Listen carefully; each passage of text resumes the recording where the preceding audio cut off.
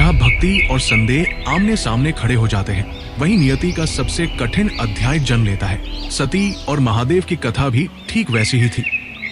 महादेव और माता सती का विवाह संपन्न होने के बाद एक दिन वे दंडकारण्य के गहरे निस्तब्ध वन में विचरण कर रहे थे।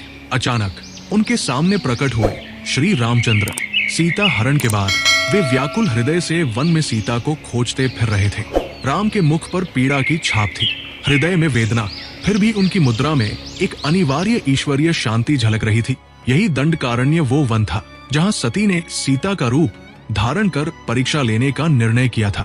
वन में चलते चलते महादेव शांत स्वर में बोले, सती, ये वही नारायण है जिनके रूप में स्वयं श्री विष्णु अवतरित हुए हैं। सती आश्चर्य से ठिठक गई। उनके मन में प्रश्न उठा, जो सर्वशक्तिमान परमेश्वर संपूर्ण ब्रह्मांड को धारण करते हैं, क्या वे सचमुच ऐसे असहाय व्याकुल मानव रूप में भटक सकते हैं? यही संशय, यही द्वंद्व उन्हें एक खतरनाक निर्णय लेने पर मजबूर कर गया।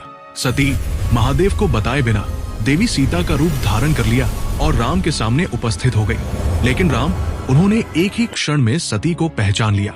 माता सती, आपने ये रूप क्यों धारण किया? महादेव की पत्नी होकर ऐसी परीक्षा लेना आपको शोभा नहीं देता। ये वचन सती के हृदय पर मानो वज्रपात बनकर गिरे। क्षण भर में उनका संशय टूट गया। राम के स्वरूप को लेकर अब कोई संदेह शेष नहीं रहा। अब मूल प्रश्न यही है, राम की उस परीक्षा के बाद महादेव ने सती का त्याग क्यों किया? शिव पुराण में महादेव ने कहा था, जो स्त्री किसी अन्य की पत्नी का रूप धारण कर अपनी पवित्रता का उल्लंघन कर सकती है, वो कैसे मेरी योग सहधर्मिणी बनकर रह सकती है? सती ने सीता का रूप धारण किया था। ये शास्त्रों में गंभीर आध्यात्मिक मर्यादा का उल्लंघन माना गया है। विशेषतः सीता सत्य, पवित्रता और पतिव्रता की प्रतीक है। इसके अलावा सती ने शिव के वचन की अवहेलना की थी।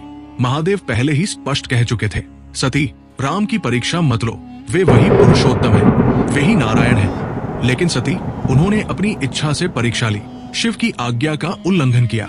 सीता का रूप धारण करते ही सती अपने देवी स्वभाव की मर्यादा से बाहर चली गई।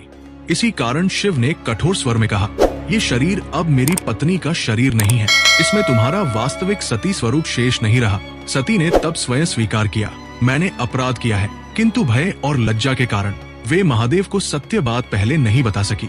यही बात शिव को सबसे अधिक आहत कर गई। इसके बाद शिव बोले, सती, अब तुम मेरे साथ एक ही आसन पर नहीं बैठ सकती। इन शब्दों से सती टूट गई। हृदय में अपराध बोध, दुख और लज्जा सब मिलकर वे धीरे धीरे दुर्बल हो गई। अंततः दक्ष यज्ञ के अपमान को सहन न कर पाने पर सती ने आत्माहुति दे दी।